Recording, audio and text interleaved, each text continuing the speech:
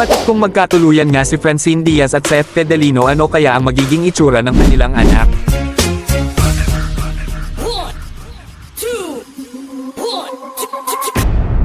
Pero habang ini-edit natin sila, paano ba sila nagkakilala?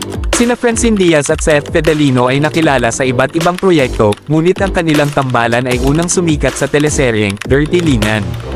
Ang tanong kung paano nga ba sila nakilala?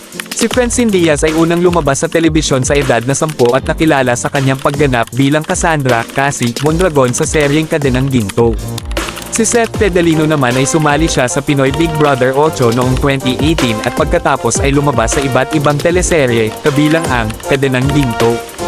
Ang Dirty Linan, dito sila unang nagtambal sina Francine at Seth bilang magka-love team, kahit na nagkasama na sila sa ibang proyekto tulad ng Cadenang Ginto at Huwag Kang Mangamba, kung saan may iba silang kapareha.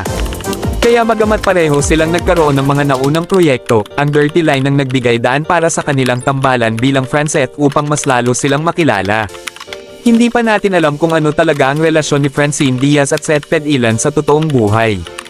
Bagamat pareho silang nagsasabi na happy at sobrang happy sa kanilang kasalukuyang relasyon, hindi pa nila binabanggit kung ito ba ay romantiko o hindi.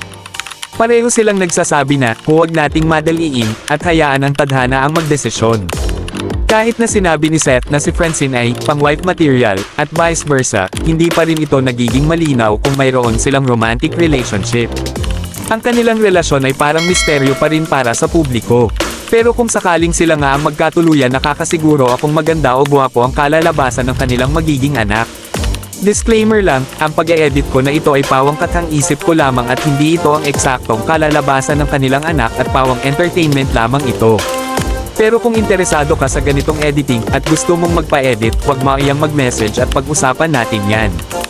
Pero bago matapos ang video na ito, huwag niyo sana kalimutan i-follow, like and share at kita-kits tayo muli sa next upload. Goodbye!